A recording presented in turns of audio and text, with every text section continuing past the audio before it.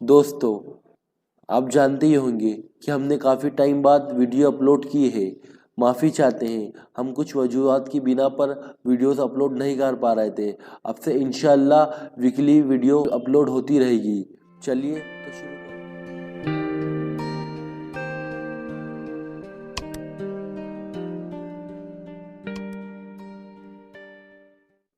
السلام علیکم یا ایھا المسلمین. اللہ کی کتاب پر ظلم کا نتیجہ. میں یہاں باتیں ہنسی دل لگی کے لیے نہیں کر رہا ہوں.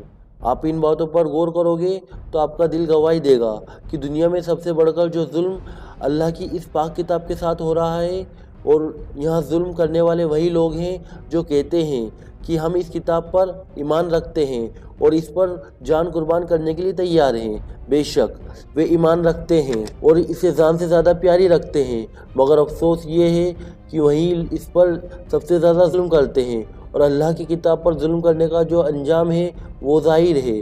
خوب سمجھ لیجئے، اللہ کا کلام انسان کے پاس اس لیے نہیں آیا کہ وہاں بد نصیبی اور بدحالی اور مصیبت میں پڑے.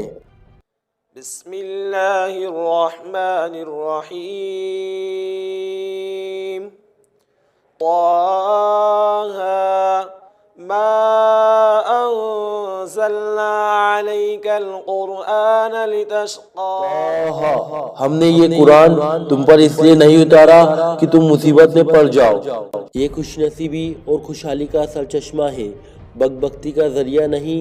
یہ قطعی ناممکن ہے کہ کوئی قوم خدا کے کلام پر چلے اور پھر دنیا میں بے عزت ہو، دوسروں کی غلام ہو، پاؤں تلے روندی اور جوتیوں میں ٹھکرائی جائے، اس کے گلے میں غلامی کا پٹا ہو اور گیروں کے ہاتھوں میں اس کی باغڈور ہو، اور وہ اس کو اس طرح ہانکے جیسے جانور ہانکے جاتے ہیں.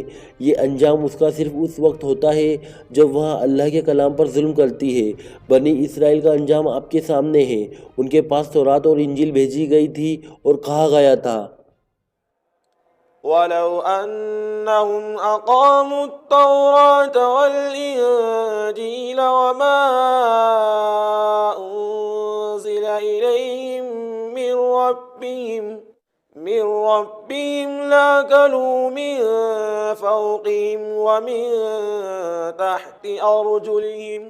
اگر وہ تورات، انجیل اور ان کتابوں کی پیروی پر قائم رہتے جو ان کے پاس بھیجی گئی تھی تو ان پر آسمان سے روزی برستی اور زمین سے روزی ابلتی.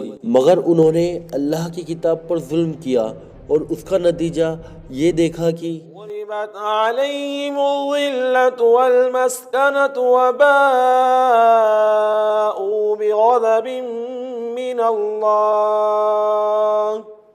ذلك بأنهم كانوا يكفرون بآيات الله ويقتلون النبيين بغير الحق ذلك بما عصوا وكانوا يعتدون.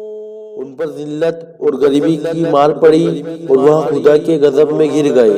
یہاں اس لیے کہ وہاں اللہ کی آیتوں سے کفر کرنے لگے تھے اور پیغمبروں کو ناحق قتل کرتے تھے، اور اس لیے کہ وہ اللہ کے نافرمان ہو گئے تھے اور حد سے گزر گئے تھے. اس لیے جو قوم خدا کی کتاب رکھتی ہو اور پھر بھی کچلی ہوئی، بے عزت اور دوسروں کی غلام ہو، تو سمجھ لیجئے کہ وہاں ضرور اللہ کی کتاب پر ظلم کر رہی ہے، اور اس پر یہاں سارا بوال اسی ظلم کا ہے. خدا کے اس غضب سے چھٹکارا پانے کا اس کے سوا اور کوئی راستہ نہیں کہ اس کی کتاب کے ساتھ ظلم کرنا چھوڑ دیا جائے اور اس کا حق ادا کرنے کی کوشش کی جائے. اگر آپ اس بڑے گناہ سے باز نہ آئیں گے تو آپ کی حالت ہرگز نہ بدلے گی، چاہے آپ گاؤں کالج کھول دیں اور آپ کا بچہ گریجویٹ ہو جائے اور آپ یہودیوں کی طرح بیاج کھا کر کروڑوں پتی کیوں نہ ہو جائے. ہمارے ساتھ بنے رہیے. ہمارے ساتھ بنے رہنے کے لیے ہمارے چینل دا بیسک فلسفی آف اسلام کو سبسکرائب کرنا نہ بھولیں اور ہماری ویڈیوز کو اپنے دوستوں کے ساتھ شیئر کرنا نہ بھولیں. جزاک اللہ.